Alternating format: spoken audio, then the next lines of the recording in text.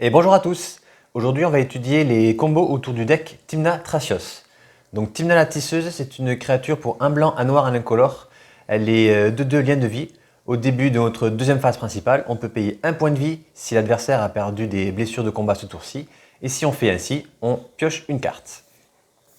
Thrasios, c'est une créature pour un bleu, un vert. Elle est 1-3. Et pour 4, on fait regard 1. On révèle la carte du dessus de notre bibliothèque.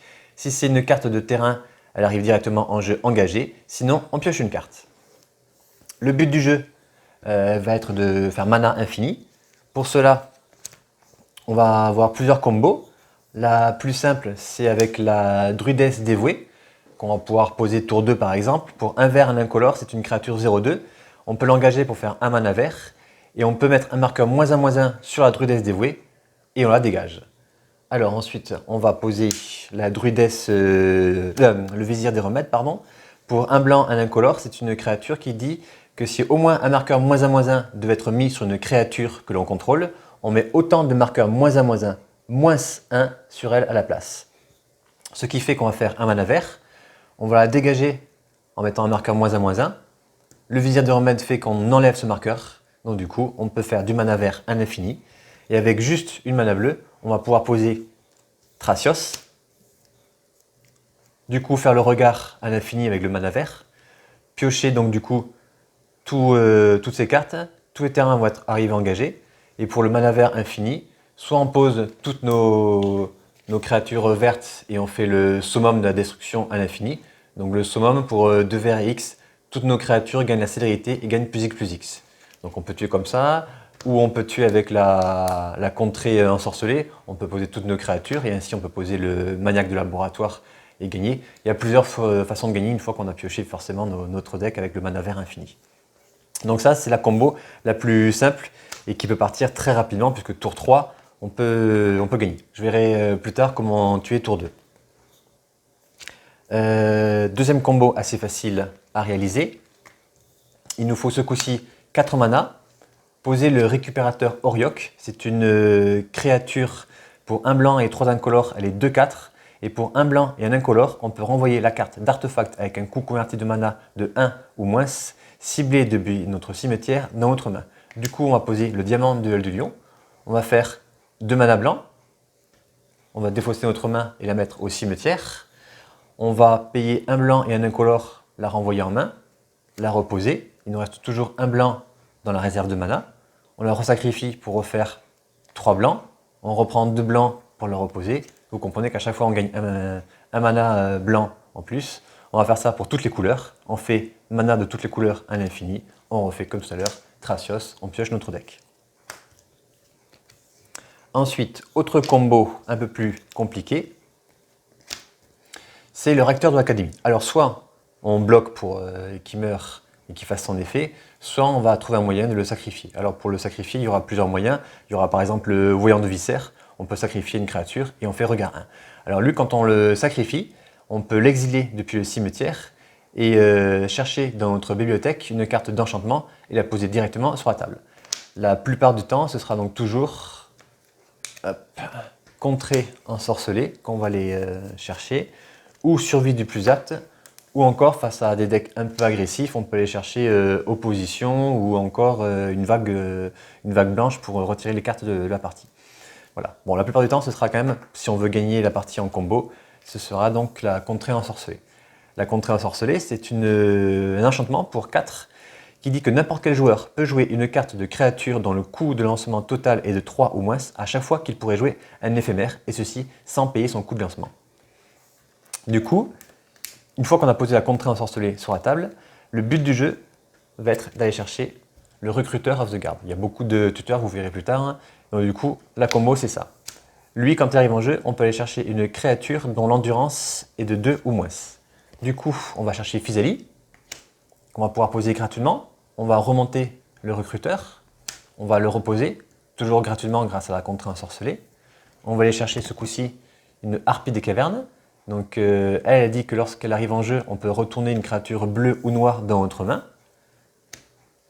Du coup, on va remonter la Physalie, on va reposer la Physalie, elle va remonter le recruteur, on va reposer le recruteur, on va aller chercher une créature qui fait gagner des points de vie, donc soit la chevalière de Automne, qui va nous faire gagner donc du coup 4 points de vie, ou les fourbes de cuisine qui nous font gagner 2 points de vie. A noter que les fourbes de cuisine, il y a une seconde combo dans le jeu, avec les visirs des remèdes. Si on a un moyen de sacrifice tel que le voyant de viscère, on peut faire mana infini. Parce que du coup, elle, on va la mettre au cimetière, on va la faire revenir sur la table, du coup, on va à nouveau gagner 2 points de vie et on mettre un marqueur -1/-1 sur elle. Sauf que le visir des remèdes va faire qu'on ne va pas mettre de marqueur -1/-1 sur elle. Et du coup, on va pouvoir la sacrifier, la reposer, etc. à l'infini. Et du coup, faire des points de vie à l'infini. Donc, je reprends. Donc, pour gagner des points de vie, on a ces deux créatures. Du coup, on va pouvoir payer un point de vie, remonter la caverne harpie en main, c'est sa capacité. On va la reposer gratuitement. On va pouvoir remonter la Physalie, qui va être reposée, qui va remonter le recruteur of the guard, ou qui va remonter la créature de forme de cuisine ou chevalière pour gagner des points de vie. Et à chaque fois, on va pouvoir repayer un point de vie, la remonter et faire la combo à l'infini pour gagner des points de vie à l'infini. Une fois qu'on a les points de vie à l'infini, elle, on aura compris qu'on peut la remonter, la reposer, relancer la Physalie et relancer le recruteur. Donc du coup, on va pouvoir aller chercher toutes les créatures à endurance de 2 ou moins de notre bibliothèque et la mettre directement sur la table. En l'occurrence, on ira chercher le Sinister Strix qui permet que lorsqu'il arrive en jeu, de piocher une carte. Du coup, on va piocher son deck. Et une fois qu'on aura pioché son deck, on pourra poser le maniaque du laboratoire et gagner ainsi. On aura d'autres cartes à aller chercher aussi. Celui-ci, c'est pour 2 invoques, une créature 1-2 vol. Quand elle arrive directement sur la table, on regarde la main du joueur ciblé. On choisit une carte non créature et non terrain et on l'exile tant qu'il reste sur la table. Et ce qu'on pourra faire, sachant que c'est un deck où on peut poser toutes les créatures en éphémère, on peut poser cette créature, son effet va dans la pile. En réponse, on peut payer un point de vie, remonter la harpie, la reposer et remonter cette créature. Du coup, on va résoudre l'effet qui est dans la pile, on va exiler la carte et du coup, elle sera toujours exilée. Parce que quand on va reposer le Quetzal Freebooter, ce sera une nouvelle carte. Ensuite, si les cartes de la combo sont au cimetière, on peut les récupérer avec un rallieur renégat qui dit que pour un blanc, un vert, un incolore, c'est une 3-2. Quand elle arrive en jeu, si un permanent qu'on l'on contrôle avait quitté le champ de bataille ce tour-ci, donc c'est très simple avec un fetch ou un voyant du cerf, donc on pourra renvoyer donc, sur le champ de bataille une carte de permanent avec un coût converti de mana inférieur ou égal à 2 ciblés depuis notre cimetière. Donc pour ramener par exemple le Sinister Strix pour pouvoir piocher son deck à l'infini. Et pareil, témoin éternel si vraiment on a d'autres cartes intéressantes à aller chercher dans notre cimetière. Donc voilà pour la combo.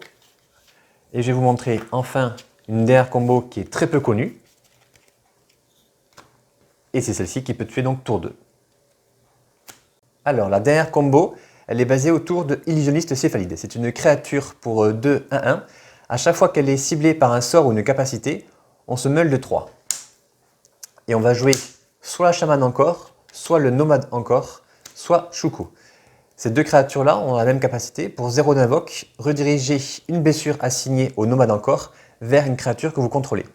Toutes les deux ont été erratées. Le vrai texte maintenant, c'est pour 0 d'invoque, c'est rediriger la prochaine une blessure assignée au nomade encore vers une créature que l'on contrôle. Du coup, on va pouvoir la cibler à l'infini et se meuler à l'infini le deck. Shuko, pareil, c'est un équipement pour 0 d'invoque. On va pouvoir donc équiper la créature à l'infini. Oui, c'est possible. Donc du coup, imaginons qu'on est, tour 1 posé, un nomade encore, et tour 2, une illusionniste céphalide. On va pouvoir lancer la combo au tour 2. On va se meuler le deck. Quand on va se meuler, on va tomber sur la Narco-Amibe. C'est une créature qui dit que dès qu'elle est meulée, elle arrive sur le champ de bataille. On va se meuler le retour de l'effroi. C'est un rituel qui renvoie en jeu la carte de créature ciblée d'un cimetière. On peut payer son coup de flashback en sacrifiant 3 créatures au lieu de payer le coup d'invocation. l'ange de la gloire triomphante, c'est une créature, lorsqu'elle arrive en jeu, on exile tous les zombies et on renvoie sur le champ de bataille tous les créatures humains du cimetière. On aura donc à meuler le maniaque du laboratoire, le protecteur sylvestre, le rallieur renégat, le Sinister Strix. Si on a des cartes de la combo, donc qui font partie du cimetière à l'instant, si une de ces cartes-là est dans nos mains, il faut impérativement réussir à se meuler le crime du corbeau. Et du coup, en payant un noir et en défaussant un terrain, on pourra défausser une carte de notre main. Et donc du coup, défausser une carte de la combo pour qu'elle arrive au cimetière. Pareil, la cabale thérapie, il faudra sacrifier une créature, nommer une carte de notre combo et la défausser de notre main. Et après, donc, vous aurez donc tous les humains du jeu. Du coup, on va jouer le retour de l'effroi. On va sacrifier 3 créatures pour réanimer l'ange. Quand l'ange arrive en jeu, on va réanimer tous nos humains, donc le maniaque, le protecteur, le rallieur renégat. Le rallieur renégat va réanimer le Sinister Strix. Et du coup, vu qu'on a maniaque du laboratoire en jeu, on gagne la partie. Si on essaie de nous tuer en réponse au maniaque, on sacrifie un terrain avec le protecteur sylvestre. Et du coup, on le protège jusqu'à la fin du tour et on gagne la partie. Les autres cartes du deck pour protéger la combo, ça va être le Post-Mortem Lunge. C'est une carte qui dit que pour un mana phyrexian et X, on va pouvoir réanimer une créature du cimetière et elle aura la célérité. Du coup, si on nous a tué la druidesse dévouée, on va pouvoir, dans le même tour, la réanimer et refaire ses mana verts à l'infini avec le vizir. Après, toutes les cartes importantes, ça va être les cartes à mana, donc toutes les petits elfes à un invoque, plus le Cobra Lotus. On aura opposition, pour gérer les decks contrôle ou les decks un peu trop agressifs, qu'on ira chercher avec le recteur de l'académie. Contre les decks contrôle, toujours avec des contres, on aura le Teferi Time Reveler, qui empêche l'adversaire de jouer ses contres. Après, on aura tous les tuteurs de créatures ou les tuteurs d'artefacts ou les tuteurs classiques. Ensuite, les protecteurs de la combo, ce sera le Morgue-Sort et les 2 créatures qui permettent pour un invoque de protéger la créature d'une couleur ciblée. Et on aura aussi un petit retour au pays, histoire d'exiler une créature gênante. Et enfin, il existe une dernière combo. Si on joue une version Tymna Thracios sans créature, avec que des éphémères, du style contre-sort, défausse, anti-créature, on va pouvoir jouer Jaycee's Storm. Alors c'est un rituel pour 6 qui dit qu'on va le copier pour chaque fois qu'on a joué notre général depuis sa zone de commandement. Donc il faut au moins qu'on ait joué un des 2 partenaires une fois. Du coup, il sera copié 2 fois. Et on va du coup révéler toutes les cartes du dessus de notre bibliothèque jusqu'à révéler un permanent non-terrain qu'on mettra directement en jeu. Dans le deck, on n'aura que 2 permanents. C'est Arrache-Pensée et Jace. Le Jace pour +1, le joueur ciblé se meule de 2 cartes et pioche une carte. Et si on ne peut pas piocher de 2 cartes, on gagne la partie. Et l'arrache-pensée, pour 0 d'invoque, on peut retirer la carte du dessus de la bibliothèque pour prévenir une blessure. Du coup, on va exiler toutes les cartes de notre bibliothèque jusqu'à ce qu'il n'y ait plus aucune carte. On va se meuler de 2, on va faire le +1 et on gagne la partie ainsi. Donc voilà, là je vous ai vraiment fait toutes les possibilités de gagner avec Tymna Thracios. Allez, merci, à bientôt, bye bye.